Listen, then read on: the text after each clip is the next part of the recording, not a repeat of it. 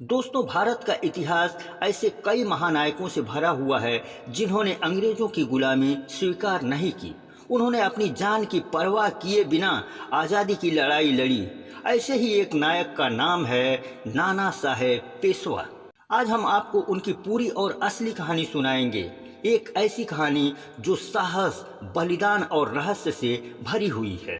नाना साहेब का जन्म 19 मई 1824 को महाराष्ट्र के सतारा जिले में हुआ था। उनका असली नाम धोंडू पंत था। वे चित्पावन ब्राह्मण परिवार से थे। उनके पिता का नाम माधव नारायण भट्ट था। बचपन से ही वे तेज तर्रार और बहादुर स्वभाव के थे।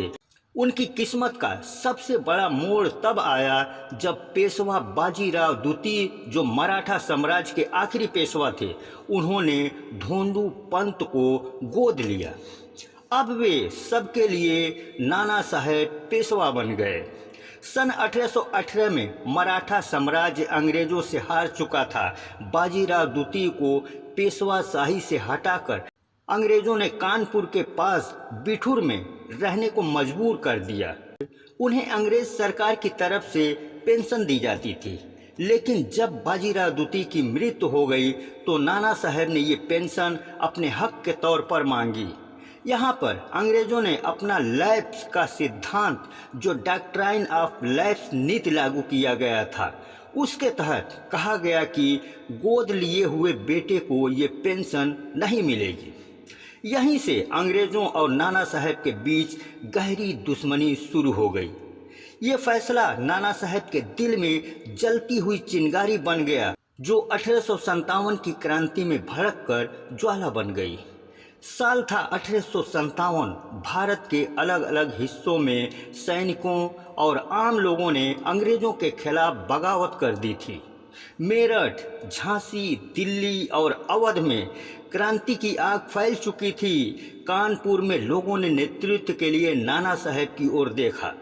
नाना साहेब ने इस मौके को अपने जीवन का लक्ष्य बना लिया और खुलकर अंग्रेजों के खिलाफ उतर आए। उनके साथ उनके विश्वास पात्र सेनापति तात्या टोपे और उनके सलाहकार अजीमुल्ला खान और अवध की वीरांगना बेगम हजरत महल जैसी साथी उनकी क्रांतिकारी थी। जून 1857 में नाना साहेब की सेना ने कानपुर की अंग्रेज छावनी को घेर लिया। कई दिनों तक घमासान युद्ध चला। अंग्रेज छावनी के अंदर मौजूद अधिकारी, सैनिक और उनके परिवार भूख प्यास से परेशान हो गए। आखिरकार अंग्रेजों ने हार मान ली और आत्मसमर्पण कर दिया। नाना साहेब ने उन्हें सुरक्षित रास्ता देने का वादा किया, लेकिन जब अंग्रेज महिलाएं और बच्चे नाव से गंगा पार जा रहे थे, तभी अचानक गोलीबारी हो गई। इस घटना को इतिहास में सती चौरा घाट का कांड कहा जाता है।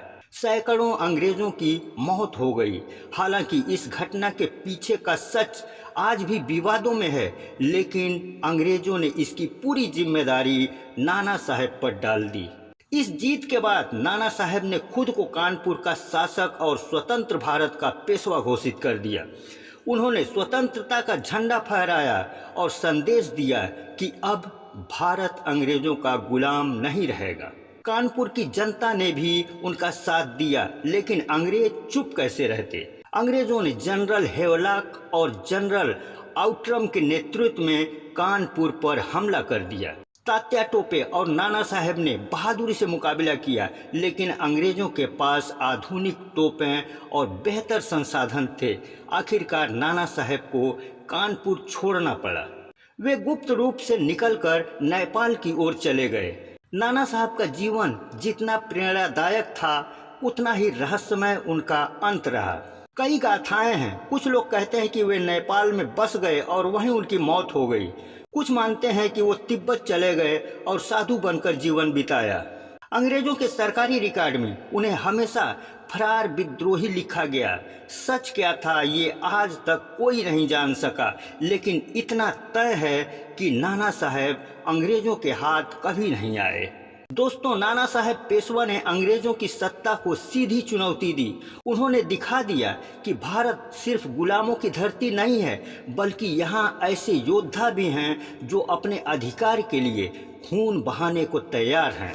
उनका नाम आज भी भारत के स्वतंत्रता संग्राम के महान नायकों में लिया जाता है। वे हमें सिखाते हैं अन्याय के खिलाफ आवाज उठाना ही सच्चा साहस है। यह एक ऐसे नायक की कहानी है जिसका अंत भले ही रहस्य में खो गया, लेकिन जिनका नाम आज़ादी के ज्वाला में हमेशा अमर रहेगा। दोस्तों, अगर ये कहानी आपको पसंद आई हो तो इसे जरूर साझा करें, ताकि आने वाली पीढ़ियां हमारे ऐसे महान स्वतंत्रता सेनानियों को याद रख सकें।